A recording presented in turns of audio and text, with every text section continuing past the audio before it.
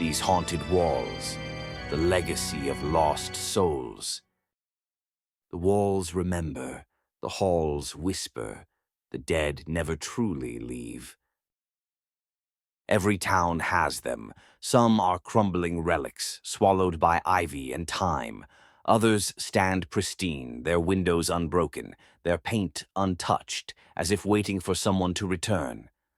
But whether abandoned or well kept, the feeling is the same.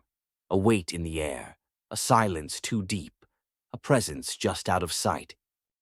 Some hauntings are nothing more than harmless remnants of the past, memories imprinted on a place, a door swinging open on its own, a chair rocking when no one is near, a quiet voice murmuring in an empty room. Others are far more disturbing. These hauntings do not remain in the background, they intrude. A breath of cold air against the skin, a shadow lingering in the doorway, the weight of something unseen pressing down on the bed in the dead of night. And then there are the houses where the hauntings are not just frightening, but dangerous. Places where the air feels wrong, where hands reach from the dark, where those who enter sometimes do not leave. For all their differences, every haunted house holds on to its dead, and the dead do not rest. The Starlet's mansion stands at the edge of the Hollywood Hills, its Art Deco design now worn by time. Once a symbol of elegance, its gilded railings are tarnished, and its once gleaming marble floors are buried beneath dust. The grand ballroom, where silver screen legends once danced beneath crystal chandeliers, now sits in eerie silence. Heavy velvet curtains hang like mourning shrouds, shielding the abandoned estate from the world beyond. In the 1940s, Stardust Manor belonged to Evelyn LaSalle, a starlet whose beauty and talent captivated audiences. But fame is fickle, and as younger actresses took the spotlight, Evelyn's name began to fade. One evening, she sat at her grand piano, a single candle flickering beside her. As she played, she lifted a crystal glass to her lips, draining it in one final act. By morning, she was found slumped over the keys, a small vial of poison resting beside her. The sheet music remained open, the final note unplayed.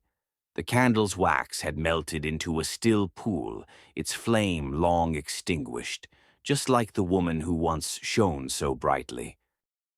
Even now, Stardust Manor refuses to let her go. At night, the piano plays softly in the darkness, its melancholy tune drifting through the house. The scent of her signature perfume lingers in the hallways, growing strongest near Evelyn's boudoir. A forgotten film projector flickers to life in the parlor, playing silent reels of Evelyn's old films, though no hand has touched it in decades.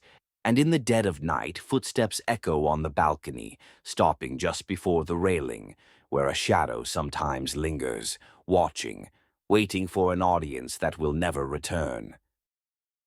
The Blackwood Funeral Home sits in a forgotten district of the city, its once pristine facade now stained with water damage and neglect. Its iron gates are rusted shut, its windows clouded with dust. Inside, the air is thick with the scent of decay and old embalming chemicals. Caskets remain stacked in the showroom, some still sealed, others slightly ajar as if disturbed. The embalming room, with its rusted tools and blood-stained tables, is a mausoleum of its own, a place where the dead once passed through and where one man never left. Isaac Blackwood never honored the dead, he robbed them. Rings pried from stiff fingers, gold fillings pulled from cold mouths, even organs sold on the black market. Corpses were drained of more than blood, their bodies looted before they were buried. For years, no one questioned the missing valuables or the altered records. Families mourned, never realizing their loved ones had been buried incomplete.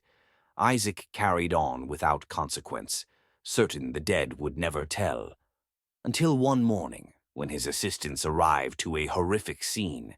Steel drawers had been yanked open, casket lids lay splintered on the floor, and the instruments he so carefully arranged were scattered, as if something had torn through the place in a frenzy.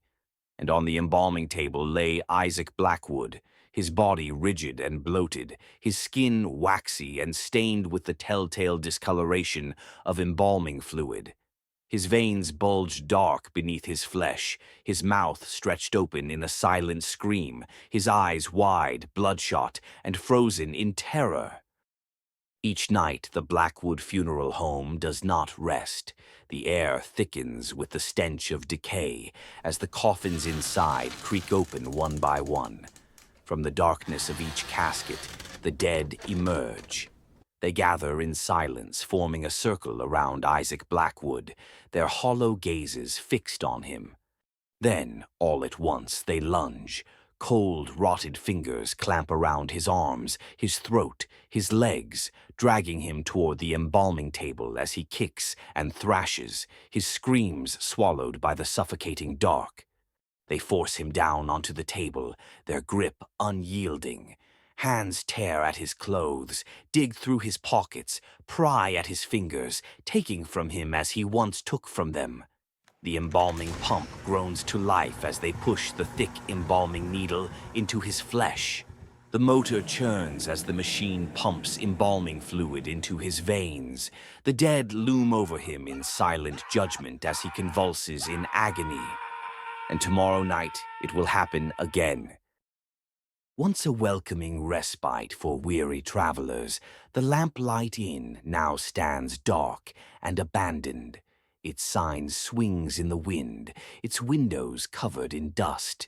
Yet at night a warm glow flickers in one of the upper rooms, as if someone, or something, still awaits a guest who will never arrive.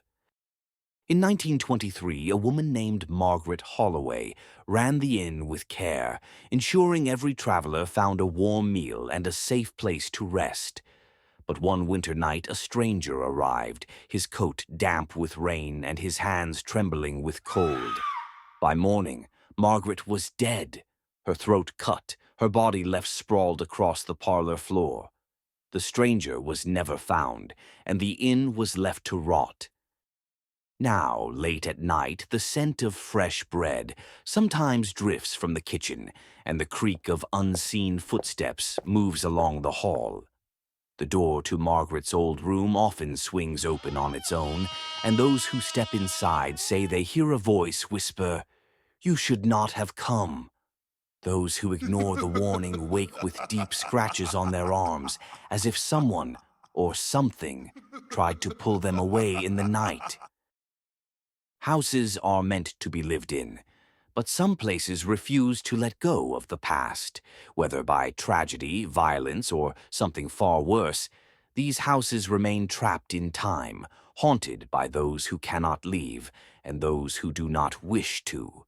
So if you ever find yourself standing before a house that feels too still, too silent, as if it is waiting for you, turn away.